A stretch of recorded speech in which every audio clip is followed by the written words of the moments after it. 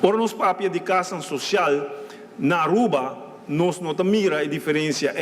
comparar com outro país. Hopi viaja, ora o papia de casa de pueblo, casa social, bota querer que casa inferior na qualquer casa na Aruba. E esse aí não é caso em nos países como Aruba, se você mira caso, trabalhar para a FCCA, comparar com caso normal de cidadão, a diferença, você não mire. Isso aí significa que a qualidade de caso que nós brinda via de FCCA está uma qualidade alta e nós damos o que nós atendemos também é qualidade de vida nos cidadãos não comportar. Tem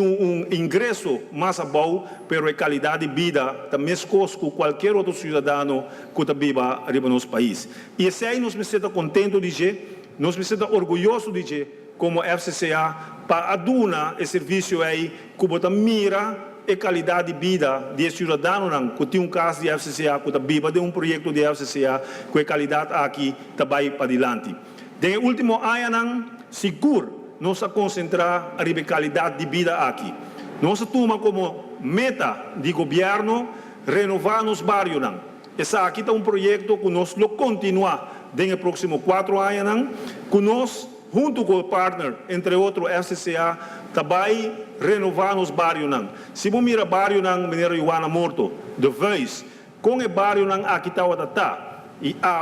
você mira o bairro aqui, com a carretera, com a luz, com a pida parque, com a gazebo, com a ação, com a tem entre cidadão com outro, com a relatar entre a família, entre o bairro, nós não podemos constatar nada outro, maneira que o lema da bisa, é qualidade de vida de cidadão aqui, vai para adiante. Nós temos que promover isso aqui, nós temos que ir em todo o bairro e nós queremos que o exemplo que nós damos no último ano, FCCA, donando melhor qualidade de vida nas nossas casas, nas nossas vivendas,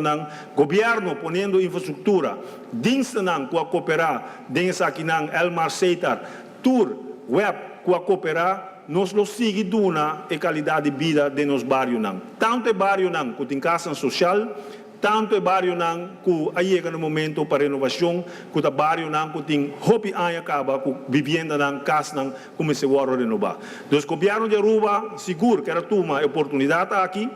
para felicitar todo trabalhador de FCCA